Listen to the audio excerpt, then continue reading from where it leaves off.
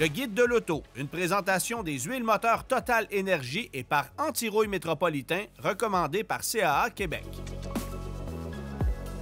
Aujourd'hui à l'émission, la Tesla Model 3 dans sa version évoluée, en fait le modèle que l'on appelle Highland, qui est sorti pour 2024. On sait que la Model 3 est avec nous depuis 2018. Donc on a corrigé plusieurs défauts du modèle précédent. C'est une version qui est plus évoluée. Mais en premier lieu, je pense qu'il convient de parler de la marque Tesla. Bien, Tesla connaît un succès fulgurant. C'est une pente ascendante depuis qu'on est arrivé sur le marché et c'est rapidement devenu l'ennemi à battre dans le monde de l'électrique. Ça l'est encore d'ailleurs. Sauf que là, on commence à plafonner. On ne peut pas continuer à monter de la même façon qu'on le fait depuis le début. Et là, bien, la courbe s'aplatit un petit peu parce qu'il y a de la compétition, parce qu'il y a des Chinois qui sont embarqués aussi dans l'aventure et qui connaissent beaucoup de succès à l'international. On pense à BYD. Alors, ça fait mal à Tesla, mais Tesla connaît encore un succès fulgurant. Écoutez, on vendait plus de Tesla Model 3 l'année passée au Québec qu'on vendait de Honda Civic. Qui aurait pu croire ça un jour? Alors, c'est quand même impressionnant. Bon, après ça, si on regarde la gamme Tesla, c'est une gamme vieillissante, hein? Ouais. Mais celui qui fait jaser en ce moment, c'est le Cybertruck qui est finalement arrivé sur nos routes. J'ai de la misère à percevoir qu'on puisse vendre un tel produit dont la qualité d'assemblage extérieure, du moins, est à ce point bâclée. C'est vraiment décevant. Et aujourd'hui, bon, on présente le modèle le plus accessible de la famille Tesla, qui est le Model 3 en version propulsée. Justement, avant l'arrivée du Model 2, qui est supposé arriver, en fait, Elon Musk s'est prononcé là-dessus. Ouais. Mais en attendant ça, c'est le modèle d'entrée de gamme chez Tesla. Alors, avec ce modèle-là, on souhaite corriger les défauts du modèle antérieur parce qu'on sait qu'il y a une panoplie de problèmes sur les premières Model 3 qui sont survenus. Oh, bon, d'abord, tout ce qui s'appelle suspension, c'était catastrophique. Écaillement de peinture, qualité de peinture, c'est un problème. L'écart entre les panneaux de carrosserie, c'était très inégal. Il y avait des craquements à bord.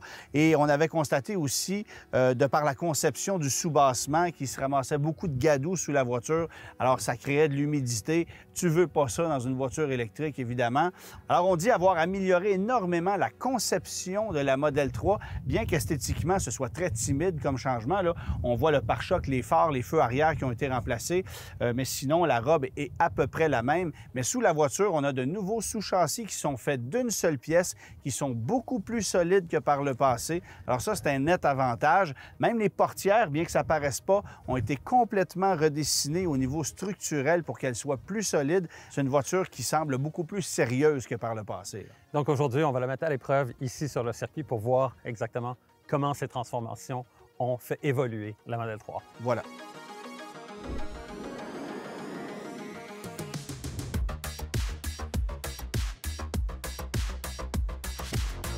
Alors cette version de la Model 3, c'est la version propulsion. 283 chevaux de puissance. La voiture fait de 0-100 en 6,1 secondes. Évidemment, la version dual motor, deux moteurs, va être plus rapide, 4,4 secondes. Mais ce que je vous dirais, c'est que la puissance que l'on a ici, 283 chevaux, c'est amplement suffisant pour cette voiture. Le poids de cette voiture est de 1765 kg. Donc, c'est une masse qui est quand même relativement contenue là, si on compare à plusieurs autres voitures à motorisation électrique qui sont souvent plus lourdes que celle-ci. C'est aussi une voiture qui est remarquablement silencieuse, même à haute vitesse.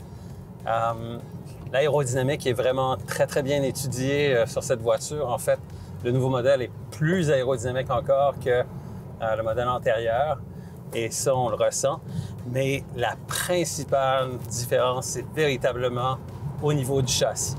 On a deux nouveaux sous-châssis en aluminium qui ont été ajoutés à la voiture. Pour ce qui est des suspensions aussi, ils ont fait beaucoup de travail pour améliorer les liaisons au sol de la voiture. Et ça donne une voiture avec un comportement qui est plutôt vif, ce qui est assez surprenant. En fait, une direction aussi qui est vive et précise. Si une voiture qui a un problème de rigidité du châssis, c'est véritablement lors de la conduite sur circuit qu'on va le voir très rapidement. Mais ici, la belle surprise, c'est que c'est nettement mieux qu'avant. Vraiment agréablement surpris par le comportement routier et par la rigidité du châssis, encore une fois. comment économiser sur votre assurance auto. Combinez vos assurances auto et habitation chez un même assureur. Choisissez une franchise plus élevée en cas d'accident. Équipez votre véhicule de dispositifs comme un antidémarreur, un système d'alarme ou de repérage et bien sûr, magasinez.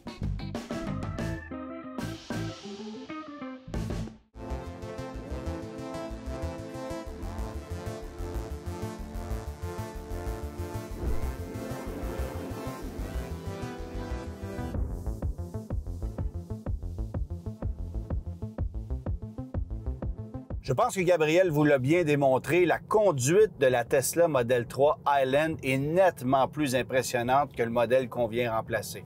Voiture qui est toujours aussi silencieuse. J'aime personnellement cette position de conduite d'une véritable voiture. On n'essaie pas de jouer au pseudo VUS un peu à la façon de la Polestar 2. Ici, c'est une voiture avec une position de conduite qui est plus basse, avec une très bonne vision. Je vous dirais que les piliers A sont épais par contre, alors ça gêne pour la visibilité aux 3/4 avant, mais il y a une grande surface vitrée devant nous, le museau qui est très bas, qui est très profilé, et c'est un élément qui me plaît particulièrement sur la Tesla Model 3. Et je vous dirais que comme Gabriel, je suis de ceux qui prônent pour la légèreté de cette version propulsée, qui va offrir quand même une très bonne autonomie et consomme que très peu d'énergie, c'est 15,8 kWh par 100 km.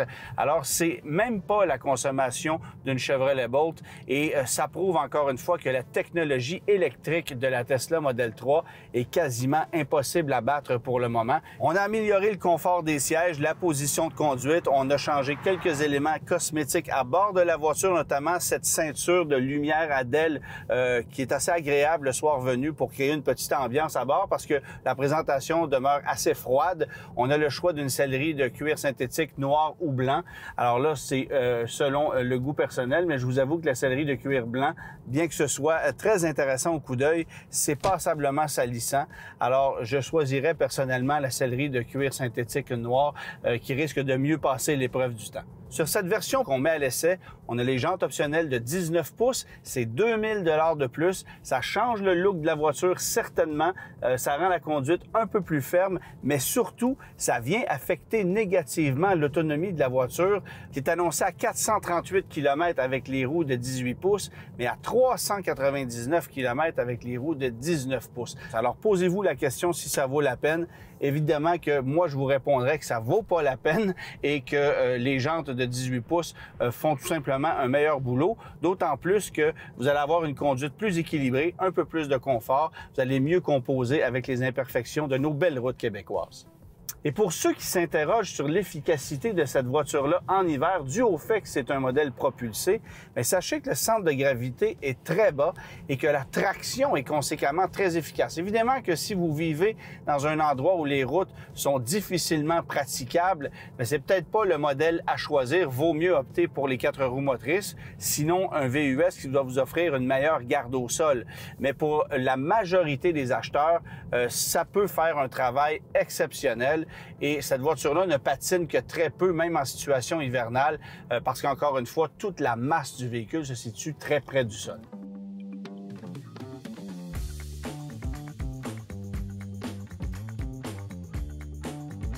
Vous ne le saviez peut-être pas, mais dans un magasin de pièces d'auto comme Pièces d'Auto Super, on peut se procurer des véhicules complets. Hugo, la collection Traxxas. Exact, des véhicules téléguidés. On peut en avoir pour les jeunes enfants jusqu'aux adultes, parce qu'on a des modèles qui vont de 20 km/h à 110 km/h. 110 km/h. Oui, c'est assez rapide.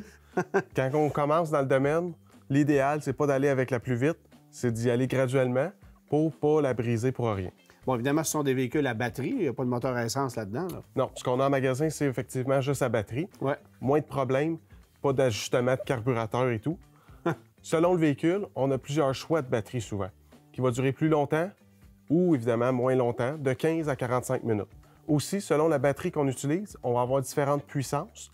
Donc, selon l'expérience qu'on a, on prend la batterie qui va en conséquence. Puis évidemment, lorsqu'on est rendu expert, on a 2-3 jeux de batterie, on les interchange, puis ça dure évidemment beaucoup plus longtemps. Oui, on a aussi plusieurs chargeurs disponibles. De celui qui branche dans la prise 12 volts du véhicule jusqu'à celui qui branche dans la prise 110 volts d'une maison conventionnelle. Dans les véhicules Traxxas, il y a des véhicules 4x4 comme celui-là. Il y a des voitures pour de l'accélération. Il y a une large gamme. Mais la beauté de la chose, c'est qu'il y a des pièces de rechange si jamais il y a un bris mécanique. Oui, si on le brise, on peut tout changer les pièces sur le véhicule. On a même des pièces en aluminium renforcées et c'est ce qui fait un petit peu le plaisir de ces autos-là. On peut les réparer, puis ça peaufine nos connaissances en mécanique un petit peu. Fait que Hugo, si t'en as un à me conseiller, c'est lequel? Je vais te suggérer le e-Revo. C'est lui qui va à 110 km/h. Je le sais que tu aimes ça, la performance. C'est bien ça.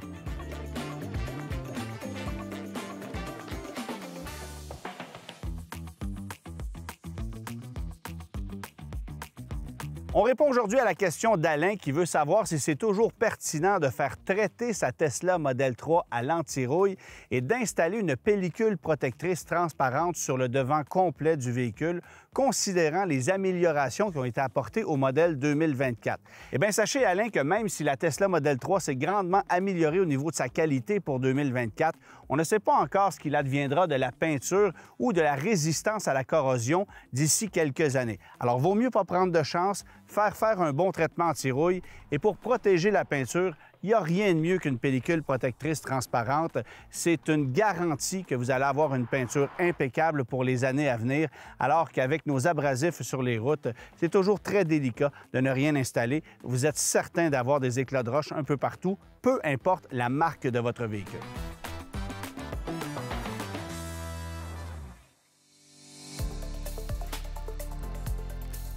Savez-vous qu'une bonne compagnie de garantie prolongée possède son propre réseau d'experts mécaniques, mais lors d'un bris, le choix de l'atelier mécanique revient toujours au client.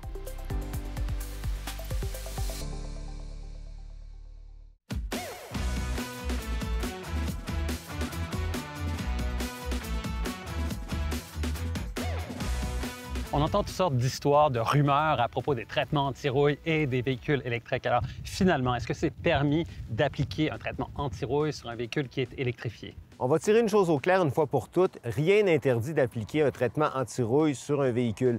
Et si un concessionnaire dit le contraire, on le met au défi de vous montrer dans le manuel du propriétaire où c'est indiqué.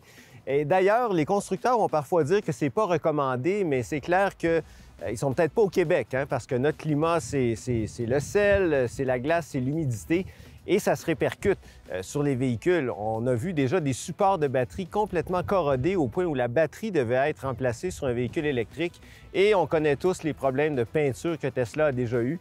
Alors oui, on conseille fortement l'anti-rouille pour les gens qui veulent conserver leur véhicule longtemps.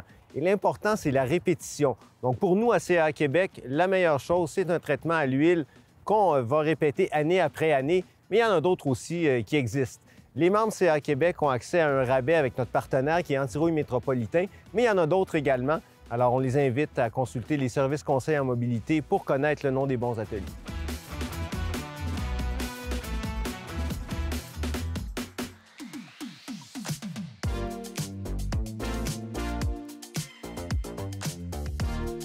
Mathieu, d'ordinaire, quand on fait nos chroniques ensemble, c'est toi qui es au volant, là. Oui, bien là, je te laisse, non pas conduire, mais je te laisse jouer.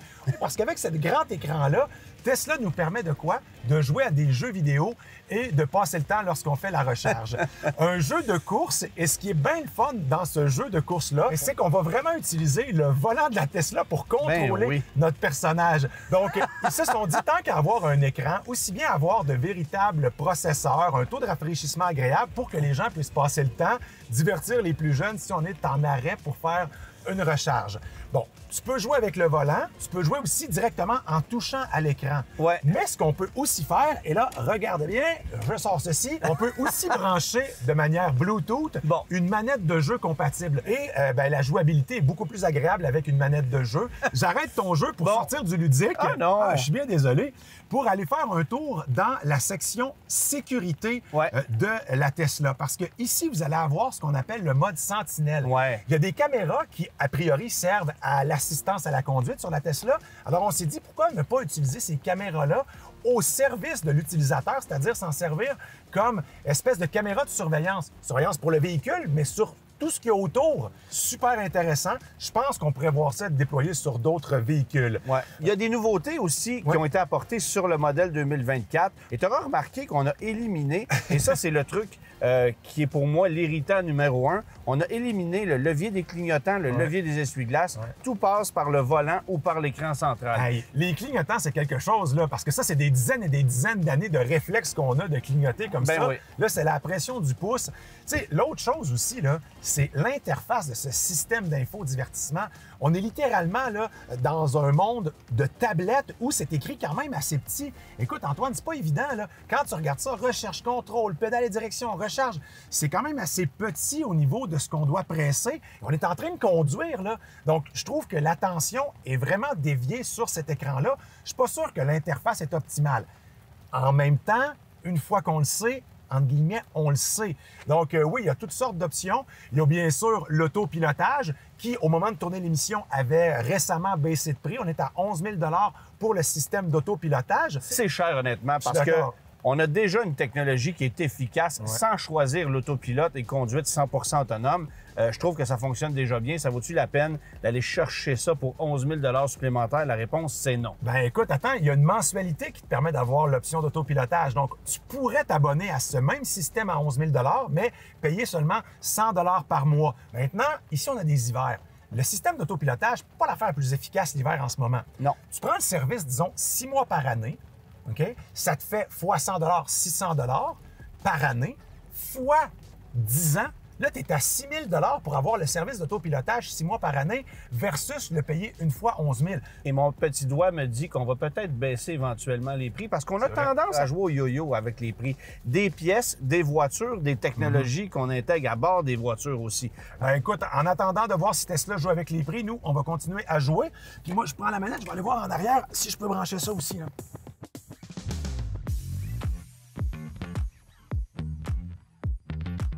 On assiste depuis quelques années chez Tesla à une fluctuation des prix quand même assez prononcée. Et forcément, ça a un impact sur la dépréciation de certains modèles, notamment la Model 3 qui, par le passé, se vendait beaucoup plus cher. Alors, au mois de mai dernier, on a abaissé la facture du modèle 2024 de 3 000 par rapport au prix initial, ce qui fait que l'échelle de prix aujourd'hui est de 52 870 à 71 870 Ça comprend les frais de transport et préparation. Et à ce montant, vous retirez les 12 000 taxes incluses qui sont actuellement applicables en crédits gouvernementaux. On sait que les crédits changeront dès le 1er janvier 2025, mais en attendant, c'est le crédit qu'on obtient pour ces véhicules-là. C'est franchement alléchant comme prix. Par contre, il faut savoir que dans le cas de la version performance qui est arrivée sur le marché au mois de mai 2024, bien là, on n'obtient que le crédit fédéral de 5 000 Celui du Québec ne s'applique pas. Sachez également que pour une recharge quasi complète sur des bornes Supercharger Tesla, ça vous coûtera entre 15 et 30 tout dépendant de la vitesse de charge de la borne sur laquelle vous vous ravitaillez.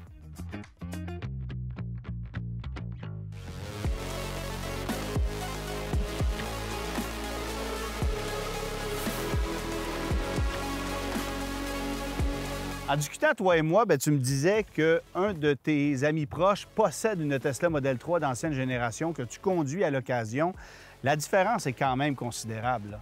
Écoute, pour ce qui est de la dynamique sur le circuit, c'est vraiment le jour et la nuit entre ces deux voitures-là. Elle nous donne cette impression d'être un peu plus vive, un peu plus précise, plus solide, plus rigide aussi. Donc, reste à voir comment la voiture va évoluer au fil des années et des kilomètres, parce que, évidemment, cette voiture-ci est neuve. Mais une chose est certaine, c'est que comme point de départ, c'est une voiture qui est nettement plus aboutie que le Model 3 de la première génération. Alors, c'est un produit qu'on est capable de recommander aujourd'hui, ce qu'on avait beaucoup plus de misère à faire dans le passé. Et on anticipe bien sûr l'arrivée du modèle Y dès l'année prochaine, qui devrait subir le même sort et qui est pratiquement 3 fois plus populaire sur le marché du Québec en ce moment que la Model 3. On le sait que les acheteurs aiment beaucoup plus les VUS. On comprend aussi que le modèle Y soit plus populaire parce qu'un des défauts de cette voiture-là, c'est de ne pas être doté d'un haillon, comme c'est le cas avec la Polestar 2, par exemple. Alors, ça rend la polyvalence un peu moins évidente, mais n'empêche que c'est un produit qui est franchement impressionnant. Pour moi, le produit le plus sérieux qu'on offre chez Tesla en ce moment, parce qu'évidemment, les autres produits ont sévèrement vieilli et ce ne sont plus des produits qu'on considère comme à jour là, à travers la gamme Tesla. Là. Et pour avoir fait l'essai aujourd'hui du modèle propulsion, qui est le modèle le plus populaire, celui qui se vend le plus au Québec, Ouais. oui, si vous voulez absolument avoir le rouage intégral, la version à 2 moteurs peut être intéressante, mais on n'a pas vraiment besoin d'autant de puissance. Celle-ci peut très bien faire le travail. L'argument de la Model 3 Dual Motor, pour moi, c'est pas tant la puissance que l'autonomie supplémentaire qu'on va chercher. C'est un petit 100 km qui peut faire la différence pour certains acheteurs, mais effectivement, tu as raison, ce véhicule-là, pour la très, très grande majorité de la clientèle, ça fait le boulot amplement. Cette émission vous a été présentée par votre quincailler Patrick Morin et par les huiles moteurs Total Énergie.